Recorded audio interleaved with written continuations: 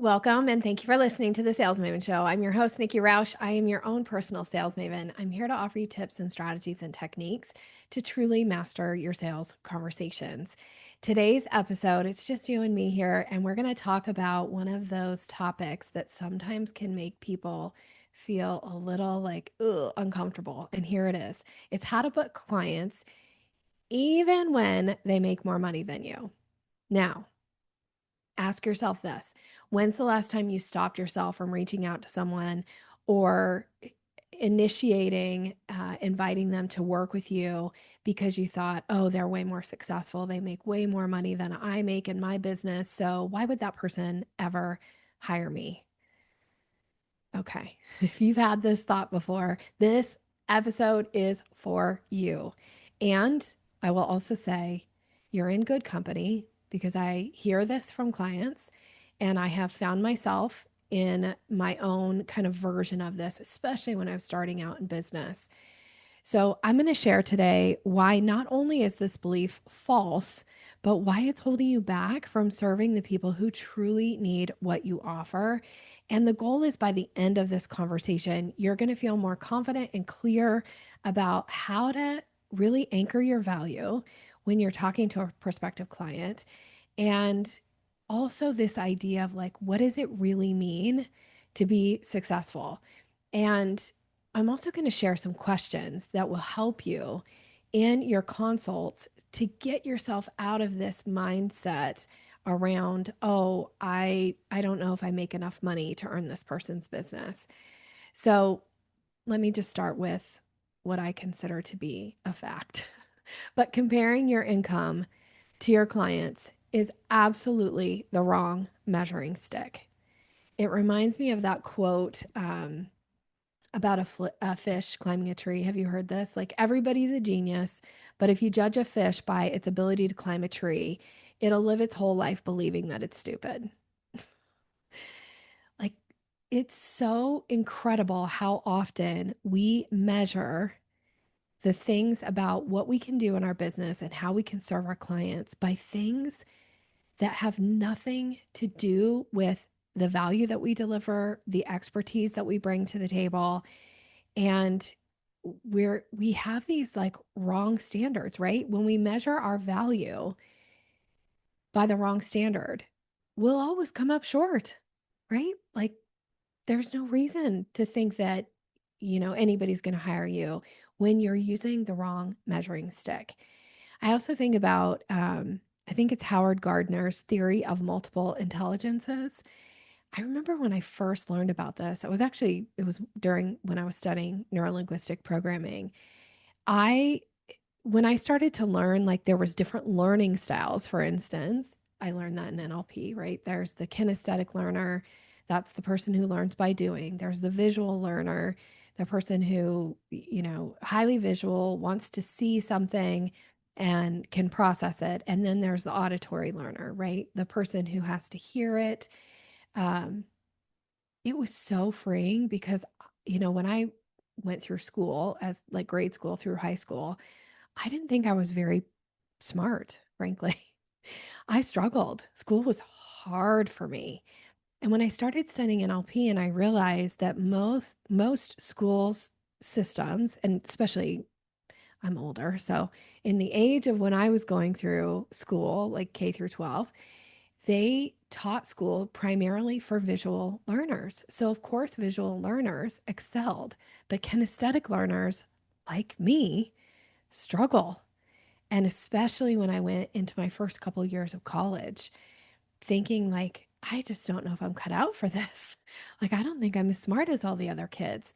But once I learned about Howard Gardner's theory of multiple intelligences and that this idea of that, again, like I was the fish comparing myself to being able to climb a tree, not logical.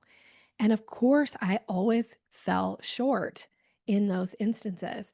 So, again, when I learned about these different, I guess originally Gardner identified 8 core intelligences. And then I think there was a ninth one that was added later. It was like some people are really good with language, some people are really good with math, Some people have musical ability. Some people, bodily kinesthetic. And then there's the spatial. Oh my gosh, I had a sister-in-law who she could pack a car, she could pack a cupboard, she could pack things like, and I'd be like, my brain does not process like that. That was her, like one of her strengths as far as intelligence, right? But linguistically, she struggled, right? Like, and the way that she would phrase things, she would really struggle. So, like, thinking about what you bring to the table and the value and your expertise is so much more important than thinking about, well, that person makes more money than me. Like, and so therefore, why would they hire me?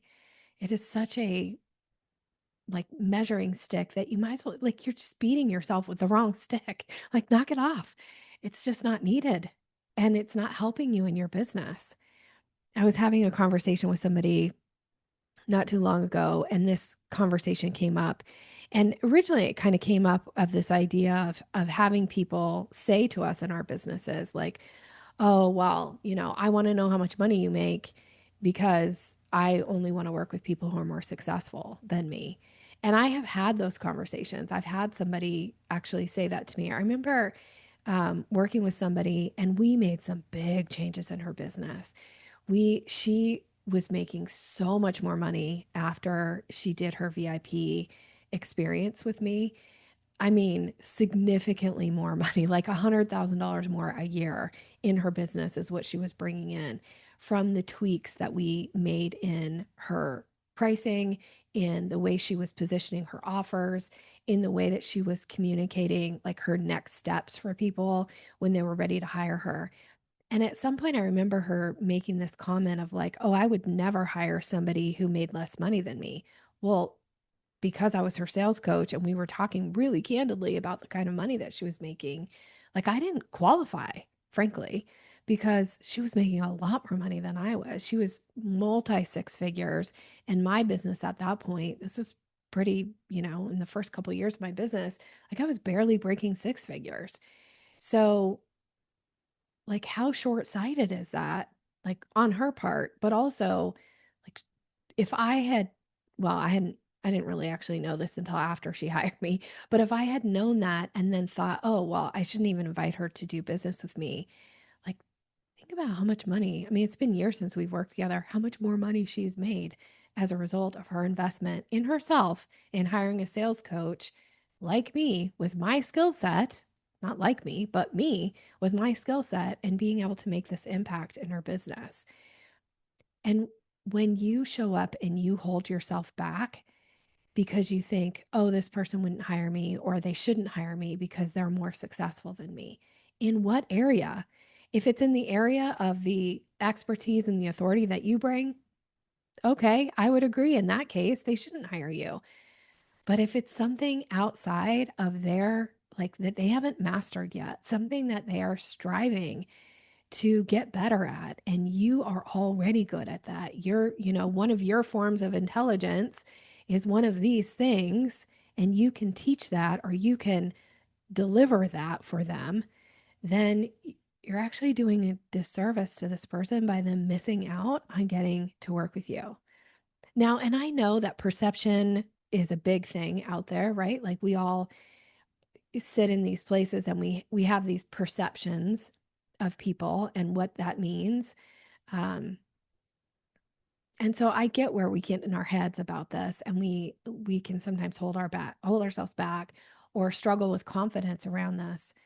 Um, and again, it's just not serving you, and it's not serving the people that you're here to make an impact with. So I'm going to give you some strategy around some things to get yourself out of that mindset. And then, like I said, I want to talk about the questions that you're asking in your consultations to also allow for you to have some more freedom around this. And so that you can really show up in your place of credibility, stand in your authority, and really own what you bring and the value that you offer to your clients. And it also reminds me, I was in a conference. I spoke at a conference not too long ago, and there was a panel that was up on stage, and they were talking about social media.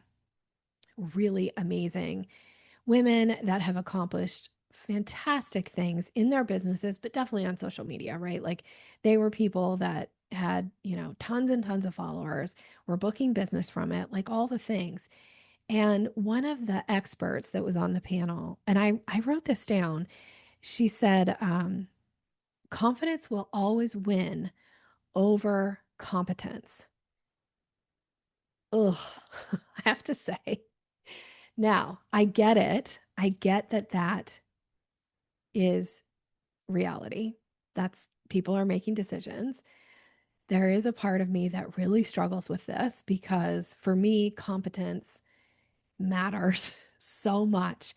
But it is a good reminder that confidence, and it really did inspire me. That one saying, I was already thinking about doing this as a podcast episode, but that one phrase that she said on stage was like, oh, I'm definitely going to do this because it is important that you show up from a place of confidence around your skill set. And it is important that you show up and not play meek or like less than in any way when it comes to the perception that people have about what you can deliver. I would love for your competence or your confidence to be built on your confidence, right? Like there's nothing worse, or no, I just said that backwards. I would love for your confidence to be built on your competence because you are so competent and so good at what you do. But this is also why sometimes, you can see people who are, from the outside, they look extremely competent because they're so confident. And then it turns out, like behind the scenes, there's not a lot there. That was also part of the conversation that got me thinking a little bit about this episode, where somebody was sharing that it was some people that we knew. We had them in common. She actually had hired these people, and online they were showing up as talk about confidence and success. I mean, just like putting it out there like nobody's business. It was just all the things. And so, but then when she got and actually hired them and saw kind of behind the curtain, there was nothing there holding it up. And so she was sharing about how disappointed she was and how they didn't follow through on their commitments. And that like breaks my heart. Um, for the people that are putting themselves out there in that way and knowing that they're lacking behind the scenes, but also for her and the investment that she made, but also for the rest of us who are out here going like, I may not be showing up online as like the biggest, loudest voice, but dang, I know my stuff and I'm confident. And I just want to encourage that piece of you that knows that you're good at what you do and can really sit in that place so that you do show up with a confidence when it comes to what it is that you're talking about. Um, I often share that, in a lot of situations, I'm actually shy and I'm uncomfortable in rooms full of people unless I'm on stage. If it's me just having to socialize, it is incredibly painful for me. I make myself do it. It's not fun. Um, I would rather sit in the corner and have a private, like one-on-one conversation with somebody. And I would love that. But I also know that's not good for my business. So I have to like put myself out there in that way.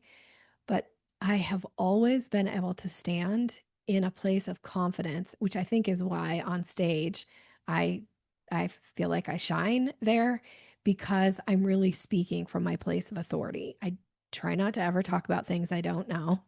And I always say like kind and credible are the things that really I think differentiate me in the work that I do because I'm not going to give you advice about something that I haven't done or that I don't know works. I'm not going to put on airs. I'm not going to pretend to be something that I'm not, right? Like I'll share it like this is me. I'm pretty candid. Anytime anybody asks me a question, you're going to get a direct answer and I'll say if like this is my opinion versus this is my expertise. So I don't struggle in that area. I know that a lot of my clients struggle when it comes to the confidence, But I want to encourage you to really embrace this about yourself, your authority, and let that, your competence, really lead to your confidence. Because then when somebody hires you, like the behind the scenes is even better. Like I know that with my clients too. Often when they start working with me, they're like, I had no idea what kind of like impact this was going to make in my business. Now, like, okay, that's like there's meat on that bone, and that is important. So let your confidence come as a result of your competence. That's my kind of thought around this.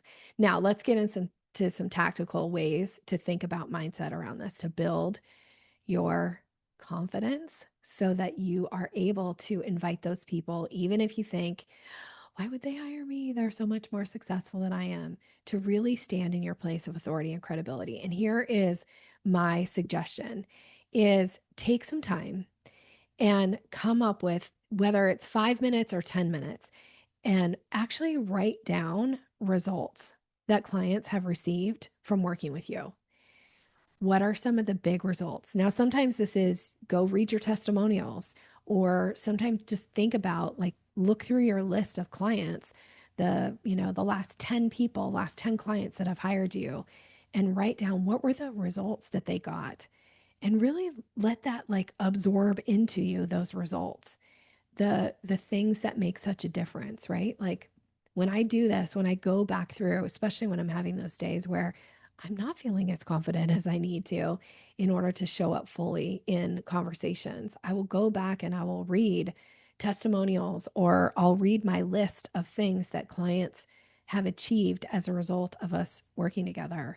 Like knowing that I helped a client add an additional $100,000 to our bottom line every year, big game changer, right? Like that not only changed her life, but it changed the lives of the people that got to work with her. And it also changed the life of the people she employed as a result of that, right? Like that feels so great. What are yours?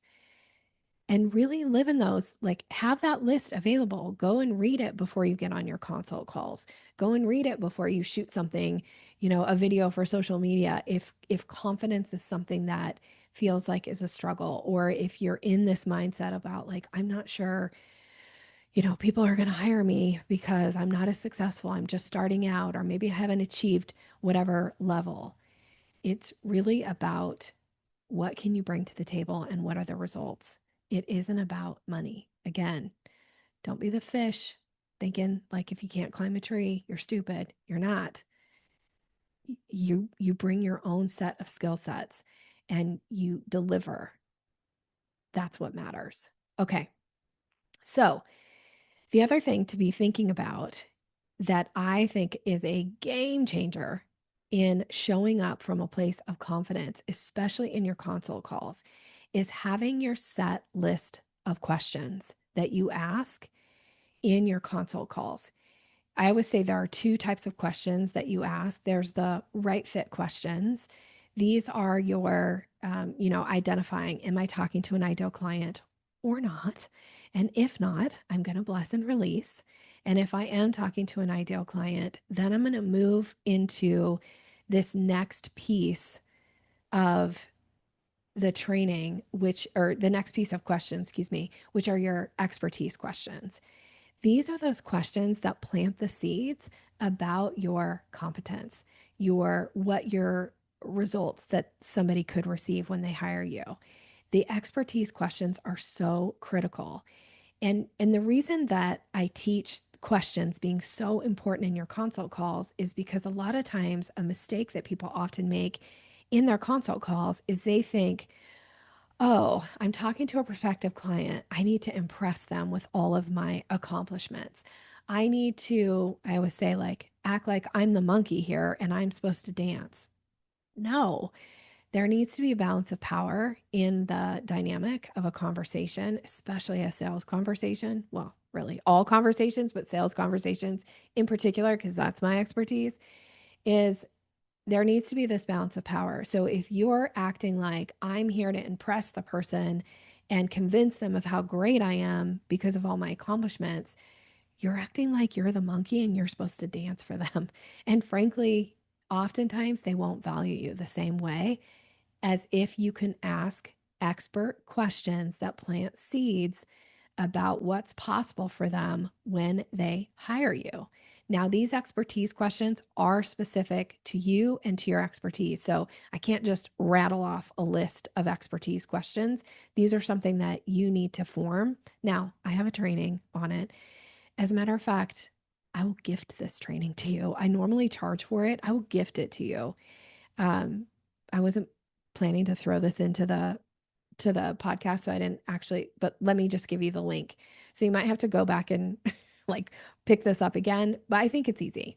If you just go to yoursalesmaven.com/my gift, all one word, my gift, MYGIFT, I will give you this training that helps you establish your expertise questions. Now, once you go through the training, if you need a little deeper dive, that's something we can work together privately on how to like really amplify those questions, or if you're struggling with them when you go through the training. Although I lay it out for you, like I'm not holding back in this training. Like I said, this is normally a paid training and I'll give it to you because I know that it is a difference maker in your consultation questions. It allows for you to show up in a expert way without having to be the monkey and dance, and allows for you to plant the seeds in the mind of your prospective buyer to go, oh, I'm talking to somebody who knows things that I want to know. I'm talking to somebody who's asking me such great questions that makes me go, I need to figure out the answers to that. How do I get the answers? I hire them. They're going to be the person to help me get the answers to these questions. So your expertise questions are crucial to your consults. And again, it allows for you to show up from this place of confidence. It allows for you to show up from a place of, we are in a relationship here. There is a balance of power. I'm not holding all the power in the conversation because, frankly, prospective clients will go find someone else to work with. I'm not giving them all the power in the conversation because, frankly, they won't value what I offer. So, your job is to show up from this place of expertise. Now, I can tell you story after story of people who I had in my own mindset, wow, this person is so much more successful than I am. And yet, those people have hired me. I can probably rattle off 10 off the top of my head of people that I was in great admiration of. I knew who they were. I was a listener to their podcast, or I followed them, or I heard them speak somewhere. And I was just like, dang, these people are doing things that I want to do in my business. And only to find out that when it came to certain aspects of their sales conversation, they needed support and they actually hired me to do it. As a matter of fact, gosh, 2 weeks ago, somebody who, I mean, this person has accomplished things I only dream about in my business. This person is somebody who I have such great admiration for. And this person has hired me, I don't know, somewhere between 5 and 10 times, and just hired me again, like out of the blue. Nikki, I need your help on this, and booked a strategy session with me. And every time I'm always like, dang, like I feel like, okay, I need to like pull up my big girl pants and really deliver here, because how could I possibly deliver something to somebody who's so far ahead of me in business? But the fact of the matter is, like, what I know, what my expertise is not the same as this person's. And that is the same for your prospective clients. Because frankly, if their expertise was the same as yours, you wouldn't be having a conversation with them. They wouldn't even be exploring working with you. So remember who you are, remember what it is that you bring to the table, and remember that people need you. You're here to make an impact. And so it's your job to show up with your confidence that's based on your competence, right? To really show up in that place and allow for them to enjoy the experience, to benefit from your expertise, and move on to whatever is possible for them as a result of the work that they get to do with you. All right. I hope this helps you. I hope that you take those 5 minutes, those 10 minutes to really write out your results and think about those results and the impact that they make for people and having those stories ready, right? When you feel like somebody is pushing back on you about like your level of success, you have those stories ready and you can bring them into the conversation because those will have more influence than you saying, like, this is how much money I make. I actually am never impressed when somebody tells me how much money they make. I always think, like, well, one, is it true? And two, like, it feels kind of gross to say it. Like, it's not about how much money you make, I don't think. I think it's about, can you deliver? Are you an expert at what you do? And I know you are. I don't think you would be attracted to my podcast if you weren't. All right. I am wishing you continued success. As always, thank you for listening. I am cheering you on. And if you need some help with these expertise questions, reach out to me. But if nothing else, please just go grab that training and go through it. It'll take you less than 40 minutes and it might absolutely change the way you show up in your conversations. All right. Have a great rest of your day. Thanks for listening.